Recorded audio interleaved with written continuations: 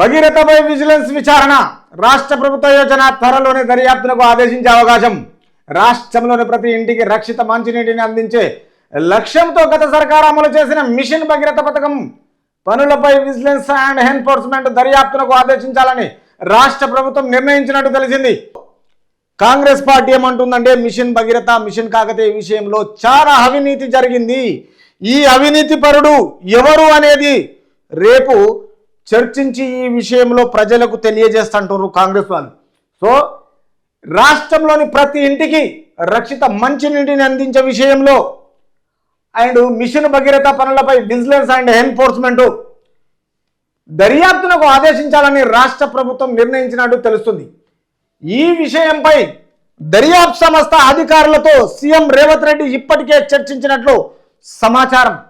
సుమారు 40,000 కోట్లు ఖర్చు చేసే మిషన్ భగీరథ పథకాన్ని అమలు చేయగా చేపట్టిన పనుల్లో భారీగా అవినీతి జరిగిందని సర్కారు భావిస్తుంది.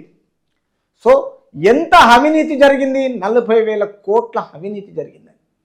కాబట్టి మరి ఆ అవినీతి పరుడు ఎవరు?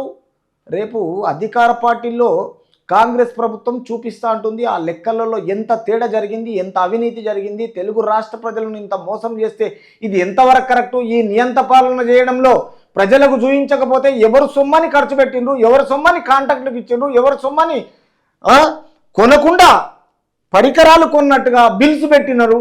ఈ దొంగ లెక్కలేంది? ఇది ప్రజానాయకులా, వీళ్ళు గజ దొంగలా అని కాంగ్రెస్ ప్రభుత్వం అడుగుతున్నది. ఈ విషయంలో సుమారు 6-7 కోట్ల విలువైన పనులు అవకతవకలు జరిగినట్లు అనుమానిస్తుంది. 6-7 కోట్లు అంటే మరి ఎంత చిన్న అదే పేద ప్రజలకు ఈ 6-7 కోట్లు పెడితే బ్రహ్మాండంగా ఇండ్లు అవుతాయి, వాళ్ళ బాగోగులు అవుతాయి. ఎంతో కష్టపడితే ప్రభుత్వానికి మంచి పేరు వస్తుంది, అధికార పార్టీకి. అది ఏ పార్టీ అయినా పర్లేదు. 6-7 కోట్లు అంటే ఎంత ఈజీగా అయిపోయింది చూడు. ఎవరి సొమ్ము అత్త సొమ్ము అల్లడుదానం చేసినట్టు అయిపోయింది వీళ్ళు చేసే పనికి. కానీ పనులు చేయకుండానే బిల్లులు తీసుకోవడం, ఎట్లా పనులు చేయకుండా ఈ అధికారులు ఎట్లా యాక్సెప్ట్ చేస్తారు, ఎట్లా ఎస్టిమేషన్ ఇస్తారు, ఎట్లా బిల్లులు పెడతారు, ఎట్లా డెబిట్ వోచర్లు రాస్తారు, ఎట్లా ఎక్స్పెండిచర్లు చూపిస్తారు, ఎట్లా ఈ సీఏ గారు ఎట్లా ఇది యాక్సెప్ట్ చేస్తారు? అధికార పట్టాన్ని ఇంత దుర్వినియోగం చేస్తారా? అంటే వాళ్ళని అడిగే మానవుడు ఎవరు లేరా? అంటే అందరు అధికారులు వాళ్ళోళ్ళేనా? ఇది ప్రజలు గమనించాలి ఈ విషయాన్ని చాలా జాగ్రత్తగా. ఎందుకంటే వీళ్ళు చేసిన అరాచకాలు మొత్తం ఎవరైనా పర్వాలేదు, అరాచకాలు చేస్తే ప్రతీకారం తీర్చుకుంటారు ప్రజలు.